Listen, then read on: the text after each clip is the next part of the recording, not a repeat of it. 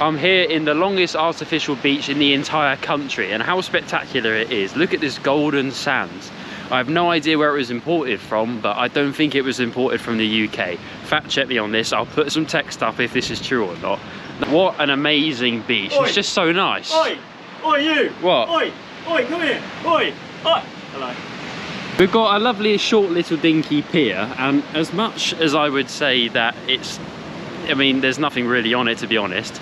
It serves its purpose well. There's such a big pier, which I can see in the corner of my eye. In Bournemouth, you probably won't be able to see because it's a wide angle lens, but it does look extraordinary. So we're going to leave Boscombe now, after we give you a really quick tour of underneath Boscombe's most dangerous pier.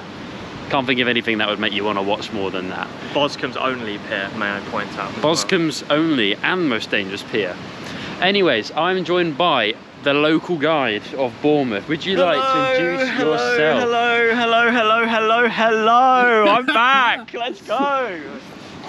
You may have seen him for the Southampton episode, but it was all a ruse. He's not the local guide of Southampton, he's the local guide of Bournemouth. He's lived here for many years and he's been showing us around for real. So hopefully we can actually make a half decent video, because the Southampton one was crap. Anyways, let's go and have a little look at the pier of Boscombe. Although this pier is pretty small, it does pack a punch for what it's got. There's a few nice shops where you can get fish and chips, ice cream, a few beers even, so it's not too bad. There's no point really going to the top because it's literally just the same thing going to the top, and you can fish at the end. So yeah, how would you rate the pier of Boscombe in comparison to the big old one? Oh, well, that's not comparable. You can't compare the two. You just you wait. You're in for a treat. Here we've got an even nicer part. Look at these San Remo towers. It sounds very exotic, and I can imagine in the summer this place is absolutely packed with the old tourists Going here for their vacations or weekday breaks from London and whatnot. It's such a nice location as well in Dorset, so those people come here from Weymouth, from Andover, from Hampshire, from everywhere. So yeah, it's a nice vibe here. It's very peaceful as well, I will say that. So we're currently in Boscombe, and then we're going to go all the way down to the main part you've been waiting for, Bournemouth, which allegedly is a lot nicer. The bloody hell has happened here? It's got like a tumour or something. There's like a... I genuinely don't know what that is. Does anyone know what that is who lives in Bournemouth? I'd love to know. Are you ready to see Bournemouth's greatest park? Look at this.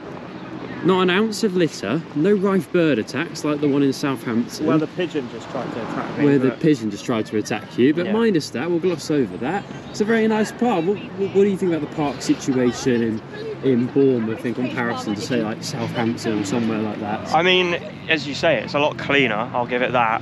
But you wait till tourist season comes and this place just is littered with people, not with litter. There's just people everywhere, crammed in like sardines. But right now it's fine. Yeah, I can imagine this is absolutely rammed in the summertime. Hang on a minute, this place is bloody lovely. What do you even call this area? Do you know what it's called? I can't remember what it's called, to be honest. It's just like a walk-through bit with a couple of shops, and then the high street's over there. But it's nice. Yeah? It's very, very nice. This actually beats Southampton a lot of so far. A lot of stuff's closed down, as you can see. But Yeah, true. There's one shop there. And here we have St. Peter's Church, I believe it's called, which is a neo-Gothic church. Don't know what exactly about it is Gothic, to be honest, bearing in mind that there's no black or brown in it, but nonetheless, St. Peter's Church is absolutely stunning. Check it out. We found a froob on the floor. I don't know if you guys ever remember those, but they were like those, I say remember, they're only like 10 years old.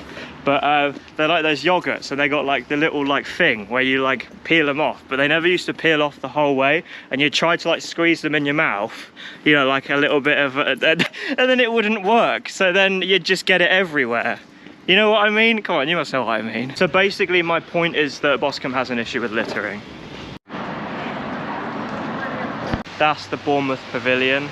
I don't think our YouTube friend knows much about this place.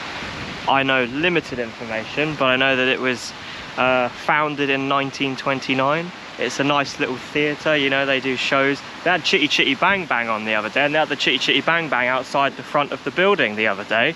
Yeah, that's pretty cool, isn't it? Chitty Chitty Bang Bang car. It's from Bewley Museum, so, you know, it's not here now, but I just thought fun fact. So. These are the famous people of Bournemouth. You've got William West, farmer and agitator. It makes you agitated. Surveyor and inspector of nuisances. Pause at this bit. I know a fun fact about this. That man had a Wetherspoons named after him at the top of the village. Seriously? Yeah, but it's closed down now. So it's been closed down for like 4 years.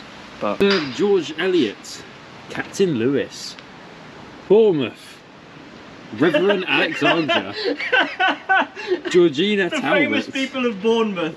Bournemouth. the Copperdine family and Isaac Gulliver.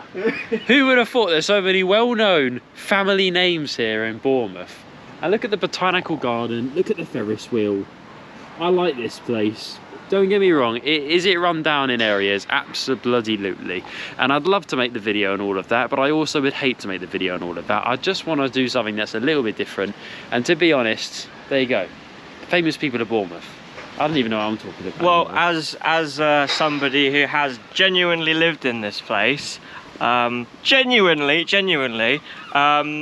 it is genuinely, you don't see most of the bad bits if you actually live in Bournemouth, unless you're like going out of your way to go to the bad places. It is actually pretty nice. I'm not even gonna like pretend. So, look, there's a fountain over there. Who doesn't love a fountain? Yeah. It's a nice area. Like, don't get, there's a few shut down shops, and I could fill the video with some shut down shops, but compared to some of the places, and I want you, when you watch a video on this channel and it's a place that doesn't look great, it's because it's not great. And when you see a place is good, I want it to actually look good. Yeah, now because pan it over is. to the casino. There's a casino, which is fine. That is fine. Standard fine. stuff. You know, there is an abandoned building over there, but it's a pretty abandoned building, weirdly. Look at the cool architecture of that. I don't know if it's Victorian or I have no idea, but it looks cool, doesn't it? Yeah, I mean, it's a building. And there's the pier. Should we go to the pier? Let's go to the Let's pier. go to the pier. The plan is we're going to go to the pier. We're going to have a quick walk up and down. For what local guide says, apparently there's a lot more to do than the bloody Boscombe pier. Yeah, I said this is the part of the video you want to stay tuned for. Who doesn't love a pier? Do you know what I mean? A seafront. That's what you go to the seafront for. Pier review part 2. Let's do it. So I've been told to say something interesting. There's fish over there in that building. That's pretty interesting. Big old Ferris wheel. Don't think it's in operation at the minute. Also, it wasn't there at one point when I was here a couple years ago, and now it's back again. Anyway, more importantly, over here we've got an arcade, and what's attached to the arcade is this place called Aruba, which I'm pretty sure is a bar, which is pretty cool, having a bar like literally on the pier. I mean, I've never been, but I mean, it must be pretty cool, surely, right? That is genuinely pretty cool. It's having like a nightclub or a bar literally on the pier, so you can go to the pier first and then you can go clubbing or something. It's pretty decent. Let's check out the arcade. We're in the arcade. I'm sure you want some historical information right now about Bournemouth. How about historical this? You're doing basic, by the way. And now the Bournemouth Pier, despite being a very touristy place in the summer and a very popular place, is free to enter because the establishments inside pay Bournemouth Pier some money to run there, just like any old shop basically, but a slightly higher rent because of the footfall. As a result, you can keep your pier very clean and fairly modern, just like this one.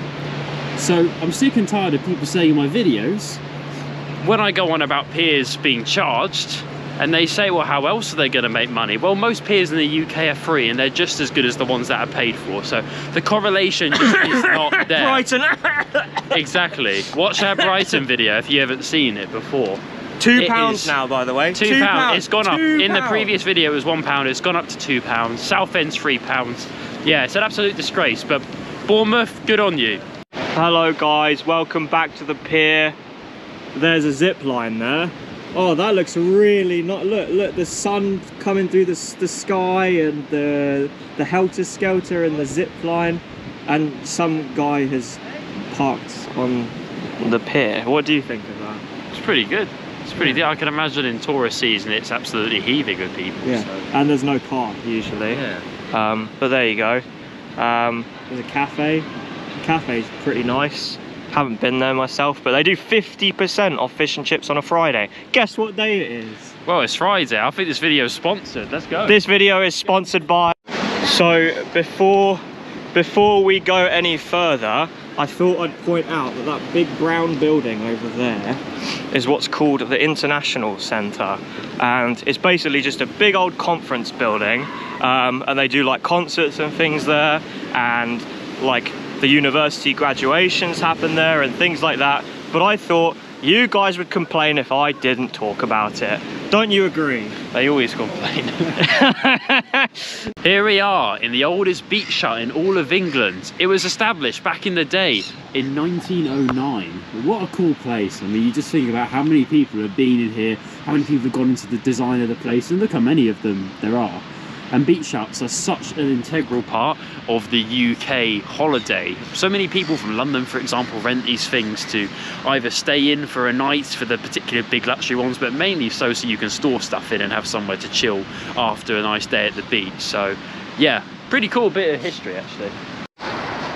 Look how nice this place is. You were right, local guide, when you said that this place was going to be really nice. It's a lot better than Portsmouth, and it's a lot better than Southampton, I will say. You've got like tons of really nice shops, these independent art galleries. There's literally no litter on the streets either. Nice place. Yeah, it's the holy trinity of the decline of the British seafront, except this one is actually right.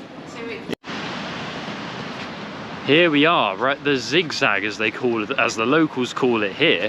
Apparently there's a really cool viewpoint from the top, so we're going to check out it's already beautiful from here to be honest, but we're going to get a really lovely viewpoint of the entire town of Bournemouth, and ideally the beach and the pier as well. But let's go to the top and check it out.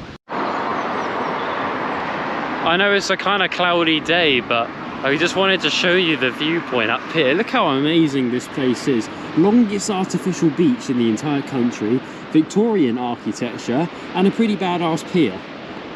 I must say, this trumps Southampton, and this does in fact trump Portsmouth as well. We haven't done a video on Portsmouth yet, but that'll probably be the next one that we do. Yeah, Dorset. It's my first time being in this county. I like it. As we come down the hill, we have, you know, the Victorian house, but it's also kind of like gardens. So, you know, you've got the house, and then look at that. Look, more really nice gardens and stuff. But I have a fun fact about this area. You see this little like ledge over here, which kind of like runs all the way down there and all the way up there for like a good mile or two. There are goats on here sometimes. There's goats and they're usually like right there, but they're not here. But there are goats. Saying about the goats, I'm not a liar. Look, it's a goat. Wow. Goats! Would you believe it? Goats! So now that we're on East Cliff, I think that's what it's called, hotels. You can't really see them because we're the other side of the road. But as you can imagine, being a seaside town, it's had its fair share of history in the way of, you know, nationwide tourism, and the fact that people would come here on holidays, you know, rather than going abroad and stuff, and stay in these like independent hotels like this one. There's one up there, there's like several of them down there. Some of them more run down than others, obviously, because, you know, it's hard to upkeep something when that industry is kind of lackluster compared to what it used to be, with like infrastructure like planes and things like that, you know, the luxury things that we love to see today. But yeah, there you go. Hotels. Interesting facts. So yeah, essentially the point that we're trying to get across is that he's recently done a video on Blackpool.